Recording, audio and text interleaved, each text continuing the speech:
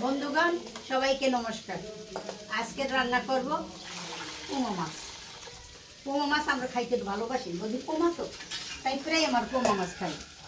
এই যে পোমা মাছ, এই রান্না করব ঝিঙ্গা।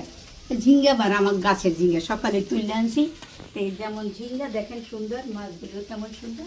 আমি আজকে রান্না করব পোমা মাছ দিয়ে, সঙ্গে থাকবে ঝিঙ্গা তরকারি দিয়ে রান্না করি। আপনারা সবাই দেখেন কীভাবে রান্না করি। মাছগুলো একটু লবণ, একটু হলুদ দিয়া একটু মাখাই রাখি।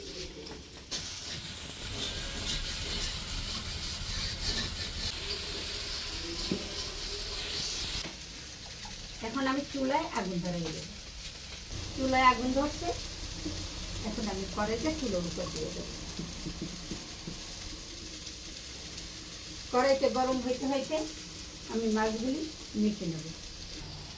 এখন আমি মাছগুলি সুন্দর করে মেখে নেব।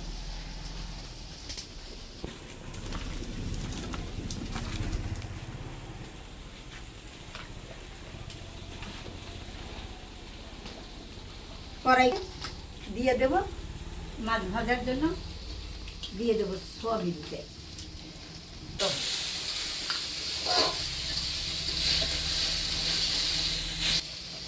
সুন্দর ছিঁড়ে এই জন্য দিয়ে দেবো একটু লবণ।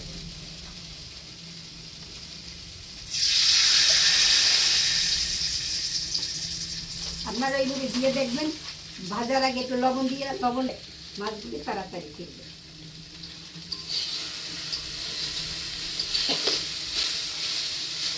এখন আমি দিয়ে দেবো মাছ।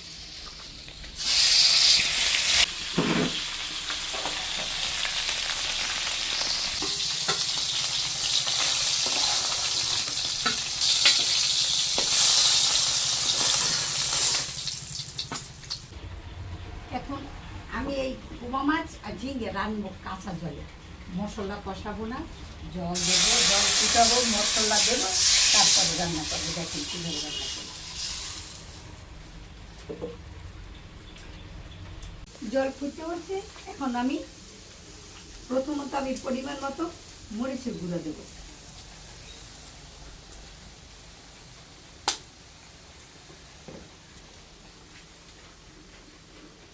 তারপর দেব পরিমাণ মতো হলুদের গুঁড়ো।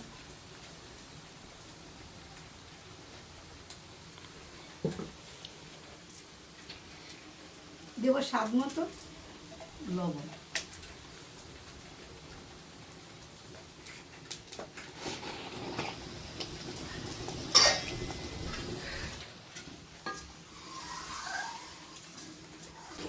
ভালো করে জাল দেবো। জলটা ভালো করে জাল হইলে পরে, মশলাটা ভালো জাল হইলে পরে তরকারি একটু স্বাদ লাগবে। কারণ কাঁচা জলে রাঁধতে হলে একটু ভালো করে জ্বালাইতে হয়। ঝিঙ্গা তরকারি কি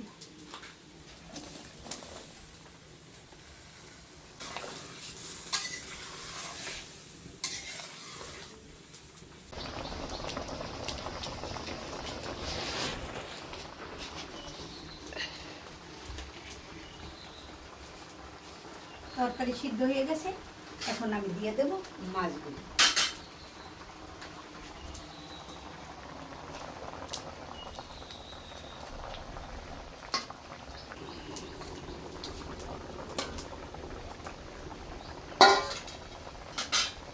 সঙ্গে দিয়ে দেব জিরা এবং ধনিয়া বাটা। আগে ভাগে দিলাম এই জন্য যে এরপরে নাড়াচাড়া করা যাবে না বেশি। পোমা মাছ তো নরম মাছ।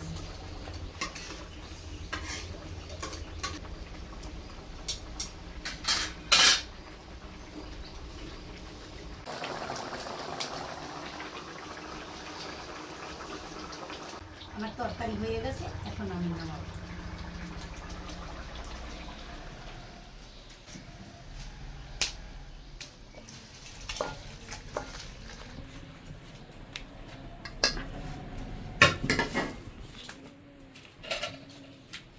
বন্ধুগণ, পোমা মাছ এবং ঝিঙ্গা রান্না হয়ে গেছে। রান্না করছি কিন্তু কাঁচা জলে, ওই কষাই টসাই নেই। আপনারা কিভাবে রান্না করেন জানি না, তবে আপনারাও রান্না করে দেখবেন। কাঁচা জলে ঝিঙ্গা, রেখা, শসা, কুমার খুব স্বাদ লাগে। আর আজকের রান্নাটা যদি আপনাদের দেখে ভালো লাগে, রান্না করে খেয়ে দেখবেন। আর আমার রান্না যদি ভালো লাগে তবে আমাকে লাইক করবেন, কমেন্ট করবেন, আমাকে সাবস্ক্রাইব করবেন এবং ভালো বন্ধু হিসাবে সবসময় আমার পাশে থাকবেন। আপনাদের প্রতি, সবার প্রতি আমার আবারও নমস্কার এবং ধন্যবাদ।